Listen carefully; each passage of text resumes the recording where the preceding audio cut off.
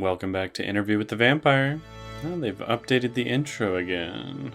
Do you know what it means to be loved by death? May I try? Please. Paris was an awakening for Louis.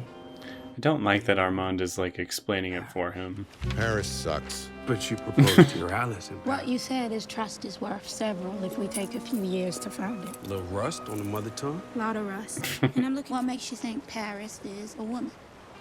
Well, now I know you hungry. Tell me what a woman is. To tell me what a woman is. Turning 77 this year. Do not leave Dubai until you've made him retract it. Uh-huh. If Claudia... He is not having this nice guy routine.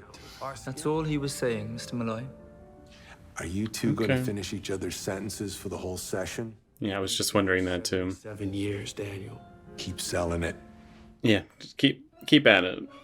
Let's see if I buy it, or if he does. Waterways of which they had no expertise. The flow controls, the pumping stations. We were constantly cleaning up for them. Never made kinda contact nice. with him.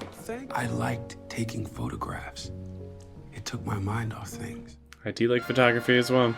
And it is fun developing your own photos. There's something very satisfying about the whole experience. Choreograph, the metro, late for him, the rain. Sometimes I want the short answer. Well, say that then, Claudia. You know what's coming? Let me think I'm deeper than I am. Is that how you sell yourself? Who would you be? What do you want? How you gonna get there? Those are difficult questions to answer, Claudia, for anybody. She's miserable, but she doesn't want to fuck with your two delusional left bank dilettante vibes. She wasn't... Jesus. Louis needs Paris. It's I don't... 1985. You and Alice were at a brasserie. You manipulative little shits. He tells you she's pregnant. Vous pourriez me le réserver. Américaine? French is ugly. You can take it You in. don't gotta be rude. Maybe if it had been, I'd be a lonely dressmaker in an empty shop denying my only potential customer. Respect my time. The dress for my body. Real You were saying? Just in time for the... 1946. I just noticed his hand shaking right there. With a history of chasing the wrong kind of love. I'll describe it myself, thank you. Yes. Yes, please do shut up. I still can't stand you, Armand. Or to find the right kind of love than in a public park. I had lost. Don't be super judgmental, Daniel. He was alarmingly handsome in the muted lamplight. I thought he was going to kill me. Interesting way to start that romance. I will... Please. No. Please. He said, I will not harm you. And I never have. I somehow doubt it. You are most welcome. I'll admit, he has a way about him. I can see why some might find him charming, but I see right through that shit. They were all the same to us. Cattle for our nightly Sabbath. Interesting. Oh. Wouldn't this place develop a certain kind of reputation if many people suddenly go missing after the performances? Kind of a dope introduction, actually. Who is that? That actor looks very familiar. While you cry and scream for more. Quite the introduction. Everything you're about to see is real, complicit, repugnant, and appalling! Yeah, I think every word of that last little bit there was just 100% honesty. I don't think he was putting on a performance at all. Interacting with animations and bits of film in near perfect synchronization. The effect was wondrous. The modern Say, cinema it's ahead of its time. influence. The plays were weird. The plays were timeless, updated for the age, and all from our hundred. They were weird, timeless. The only play that mattered was the last. And what is the last play?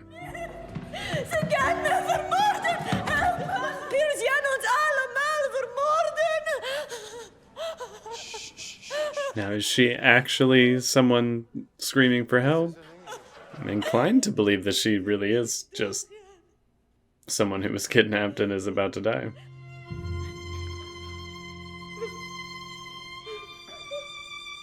God, his face is just like mesmerizing. So they're really about to kill someone on stage in front of everybody?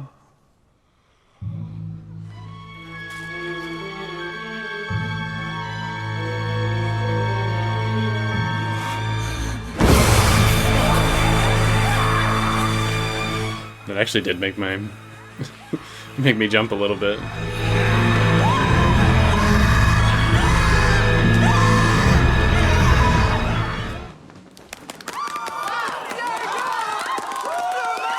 No one's gonna... Like, no one in the history of this theater has ever, like, gone to check to see if that was real or not. Ugh, that's grim, dude. Jesus. I'm with you, Louis. Like, I don't know, you guys seem a little... maybe a little too theatrical for my taste. I ask you, Maître, was it worth the wait? Oi! You're supposed to stay in character, God. Well, they seem lovely to other vampires, less lovely to people, but I guess that's just sort of a vampire thing. My son is rebellious. Mày đừng có bỡn cợt với cuộc sống. English. Father's an asshole. Mày nói gì á? Landing is our core acting company. Who's your maker? My maker? Should they even say that it was Lestat? His name was Bruce. With us in spirit, always. Our co-founder. Is it gonna be Lestat? Because that would make this very complicated. Ah, shit. Ah, shit. It's a telenovela. I mean, come on. Lestat's painting on the wall. Are you kidding me? You both fucked Lestat. 100+ years apart. They were not compatible. He tasted like vermouth and annihilation. Shit, a boyfriend. Bring me the tequila and some popcorn. Let's flip to channel 300-something. It's a Univision night. He is making me question how much of this is just performance for Malloy's sake and how much of it's real. I'm in the process of... Oh, no way. I've seen him on The Witcher. him. I know who you are, monsieur. Oh? And I know what you meant to our cherished client. Seeing as you are now here in Paris, and the fact that he has made no withdrawal from his account, between us, it is confirmation enough for me to pass this box to you. Well, that's confirmation of exactly jack shit. Like, Lestat is definitely alive. But this is gonna fuck with your head, Louis. I would not... Just burn it. Just burn it. Oh, my lord. All my love belongs to you. You are its keeper. What did I say? It's just gonna fuck with your head. Ruin your resolve. A veil will not forever separate our union. Cathartic. It's a joke. It's a joke. You serve it up. Alice is in her 3rd trimester. You worked so hard to get that table right in the corner so you could pull out the ring. The ring. Yeah, that's good. Just at the right moment to surprise her. Which I did. And what did she say when you finally asked her? Oh, what was that? In middle school, you stole your dad's Playboy magazine, sold them at recess. Danny. She said no. Damn, that's cruel. Your question.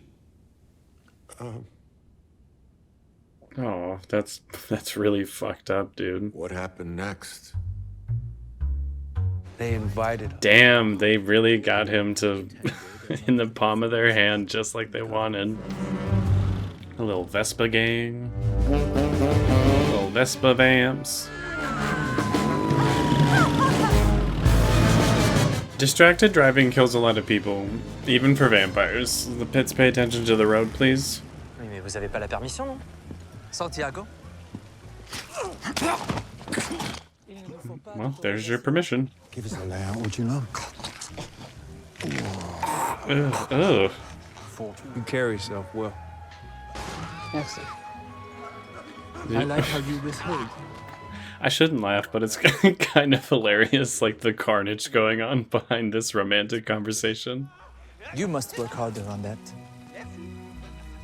Did I could help you hone that skill. you just chop that man's head off? Oh, yeah? Some trepidation when the name Lestat was uttered. Who?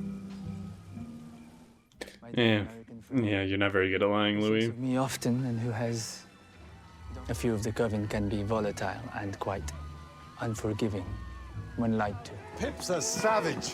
Oh, Louis, I see it now. It's different here. I love it. I never want to hunt alone again. I never want to leave. It's so weird. Like, that conversation with Armand was very honest and almost reassuring, but at the same time, very threatening. All right, another very solid episode. I did like that one more than the first, so it would appear that people saying the season just gets better as it goes is definitely true. Something I brought up in the first season that seems especially true here is this really fine line that the show treads between sympathetic characters that you want to root for and sheer, like, brutal animosity that makes you not want to root for them at the same time. Like, there are moments where I'm like, these people are monsters. I cannot believe what I am witnessing. Like how they brutally suck the blood from victims during a live performance, or kill every last person at this, rich party. Gleefully, I might add. Like, again, it's a funny moment when that one vampire, like, slices the head off of some random guy. But at the same time, it's so cruel and brutal. And it's a really weird dichotomy of emotions that I myself feel watching those scenes. And on top of that, like, how cruel and manipulative Armand and Louis are towards Malloy. But at the same time, they're very charismatic and friendly seeming. And Malloy is, like, poking holes in their story and almost making fun of them during it all, being quite rude. So there's no clear cut, like, oh, these people are evil, that person is good. Like, they are vampires, they're following their nature.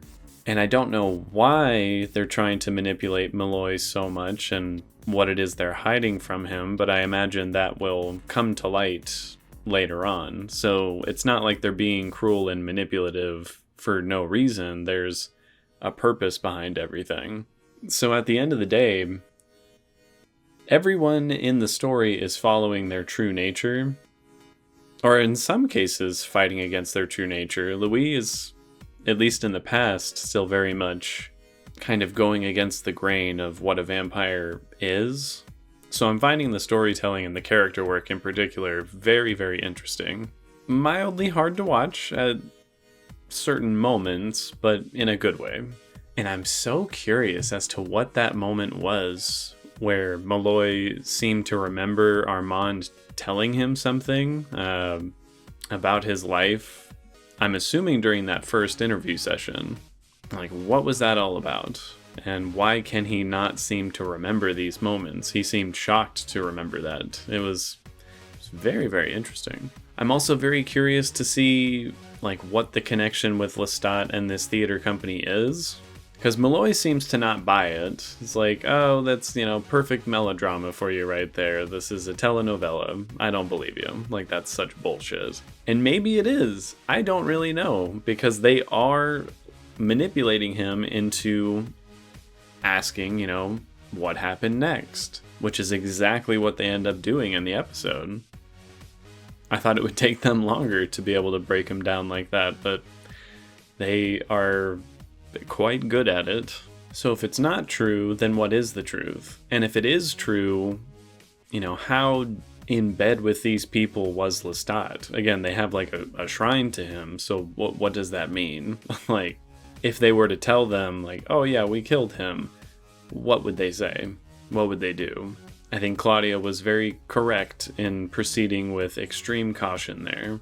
But it seems Armand did not fall for it completely. He knows that they know Lestat. He just doesn't, or at least hasn't told them that he knows, what they did. And also the ultimate question of what happens if Lestat shows up? Louis is still in love with him. He is still head over heels, like, enamored with this idea of Lestat. So if he were to show up and basically blow their cover, what would happen? I imagine it wouldn't be good, no matter what it is. I also really love the aesthetic of them being in Paris and having this like super romantic, dreamy kind of feel to the whole situation, but that also adds to the unreliable narrator aspect of things where I'm like, is any of this true? Like, they're trying to give Malloy exactly what they want to give to Malloy, and that's not necessarily the truth. So how much of this is just a fantasy? Because it feels like a fantasy. I don't really know, but I'm pretty enamored with the whole situation. I'm going to go ahead and give this episode an 8.7 out of 10. I think it was an improvement over the last one. I'm really enjoying the new setting, the new stakes that are slowly building up here. I'm quite honestly terrified of this coven and what they may do to Louis and Claudia if they find out about Lestat. I'm terrified for Malloy and whatever kind of game Louis and Armand are playing with him. And I'm fascinated with the way this show refuses to outright say what is and is not the truth. How much of this is a performance, which is exemplified in the episode by the way the vampires murder someone on stage to the unwitting audience who think like, oh, you know, that was just some really good acting, and they have no idea that that was actually real. So yeah, I'm fully invested in wherever this is going. And yet again, I am so happy that I'm continuing watching this show. I really enjoy it, even though there are bits of it that do make it hard to sympathize with some of the characters, but that's sort of the point. Really, really enjoying it. So I'll see you all on that next episode, and that's about it.